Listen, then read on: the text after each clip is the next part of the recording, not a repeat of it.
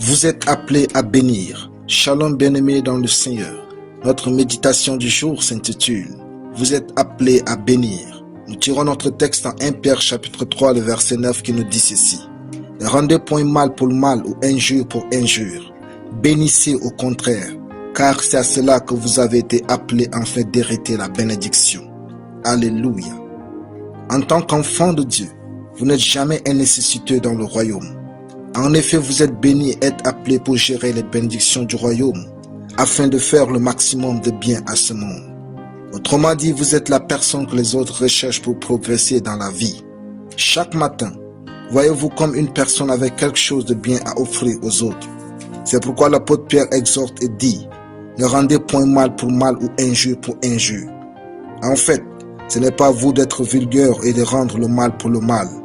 Vous êtes d'une autre catégorie.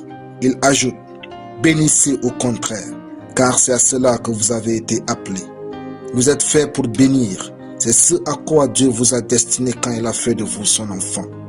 Vous n'êtes pas devenu chrétien juste pour prier, mais pour bénir. Vous n'êtes pas devenu chrétien juste pour chanter ou prêcher, mais pour bénir. Vous n'êtes pas devenu chrétien juste pour demander et recevoir, mais pour bénir. Vous n'êtes pas devenu chrétien juste pour aller à l'église, mais aussi pour bénir.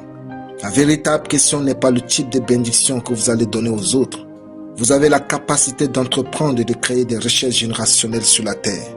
Vous devez donc vous interroger comme suit. Selon mon niveau actuel avec Dieu, qu'ai-je à offrir de meilleur aux autres pour embellir leur vie?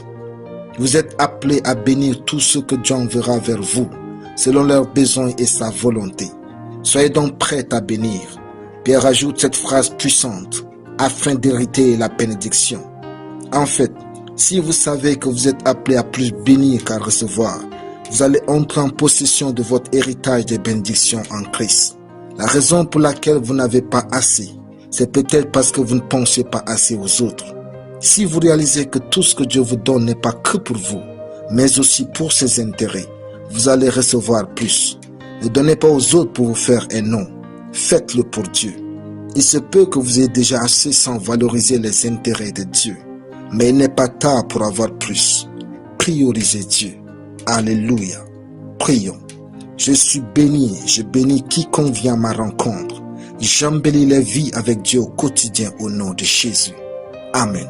La lecture biblique en une année, 1 Samuel chapitre 16 à 1 Samuel chapitre 20. Soyez bénis, c'était le pain du ciel.